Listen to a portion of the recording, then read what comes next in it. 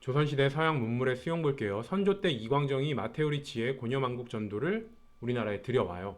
그리고 숙종 때는 직접 이 고려만국 전도를 제작하기도 합니다. 그리고 이 고려만국 전도는 만국 전도니까 세계지도라고 생각을 하시면 돼요. 그래서 외울 때는 이렇게 외울게요. 임진왜란을 겪고 조선 후기 시작할 때가 바로 선조 때죠. 그러니까 조선 후기 시작, 임진왜란을 겪고 조선 후기 시작할 때 바로 그때가 선조고 이 선조 때 세계지도가 들여온다.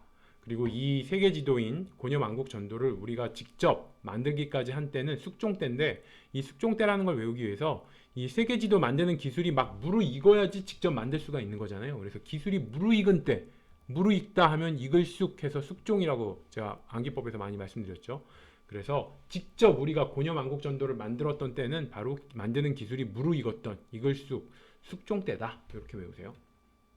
인조 때는 정두원이 화포, 천리경, 자명종 이런 신문물을 도입을 합니다. 그래서 의미는 이렇게 부여할게요. 모두 전쟁 관련 문물이다. 그래서 화포, 이거는 뭐 대포니까 당연한 거고, 천리경은 멀리 보는 거죠. 그러니까 적의 침입을 감시하려면은 천리경이 필요하죠. 그래서 이것도 전쟁 관련 문물이고, 자명종, 이건 스스로 소리에 울리는 거잖아요. 그래서 적이 쳐들어오는지 감시를 할 때, 늦은 밤에 감시를 할 때 서로 교대하면서 감시를 하겠죠.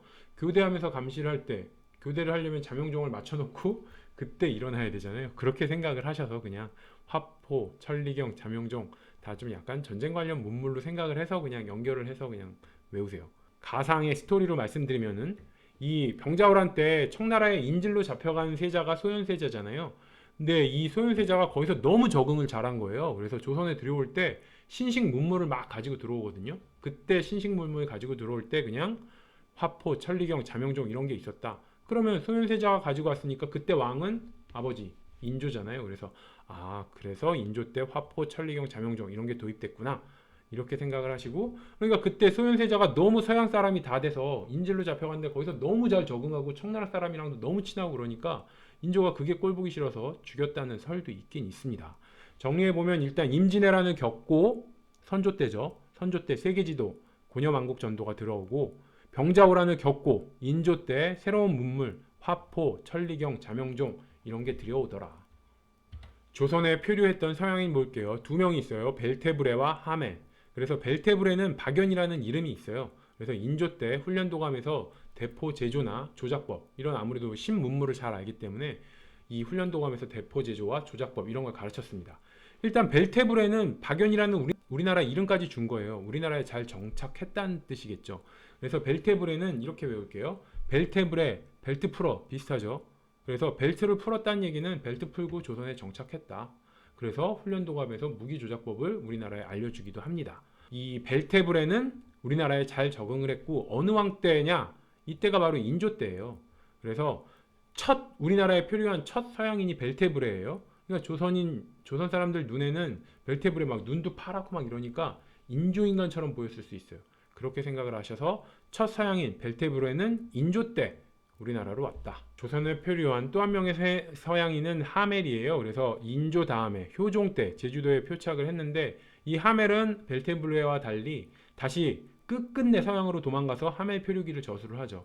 그래서 하멜 표류기를 썼다는 게 도망가서 서양에서 하멜 표류기라는 책을 썼구나 이렇게 생각을 하셔서 벨테브레는 우리나라에 잘 정착했고 하멜은 잘 정착 못했다. 도망갔다.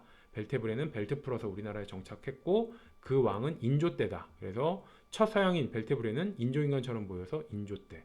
그리고 하멜은 그 인조 다음 왕인 효종 때. 이렇게 생각하세요. 지구가 움직인다. 이 지동설을 주장한 사람을 보면 최초로 지전설을 주장한 사람은 김성문이에요. 그래서 이름에서 석문이 있잖아요. 김성문의 성문. 그래서 성문은 돌문이라고 생각을 하시면 되고 이게 굳게 닫혀있는 돌문이 드르륵 하면서 열리는 걸 한번 연상을 해보세요. 돌문이 드르륵 돌문이 이렇게 움직이는 거는 어떻게 보면 땅이 움직이는 거랑 비슷하게 보이죠. 돌문이 드르륵 움직이면 땅이 움직이나? 이렇게 뭔가 육중한 게 움직이는 거니까 돌문이라는 육중한 게 움직이는 거니까 땅이라는 육중한 게 움직인다 이렇게 생각을 하셔서 성문 돌문이 드르르 움직이는 거에서 땅이 움직이는 지전설 그래서 이 사람이 최초로 지전설을 주장했다. 성문 돌문이 드르륵 움직이는 걸 연상하셔서 최초로 지전설을 주장했다. 그리고 또 한 명 지전설을 주장한 사람은 홍대용이죠. 홍대용은 의산문답이라는 책에서 지동설을 주장을 해요. 그래서 의산문답을 제가 산이 움직인다, 산이 이사한다, 그러니까 산이 움직인다 이렇게 생각하시면 산이 움직이는 거면 당연히 지전설, 땅이 움직이는 지전설이다. 이렇게 해서 의산문답에서 지전설을 주장을 했다. 그리고 의산문답이 홍대용이 쓴 책이다 외우기 위해서는 어떻게 했죠? 의산을 의사가 문답하고 싶어한다. 홍대용이랑. 왜?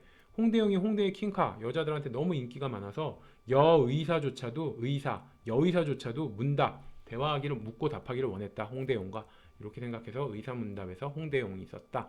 연결하시면 돼요.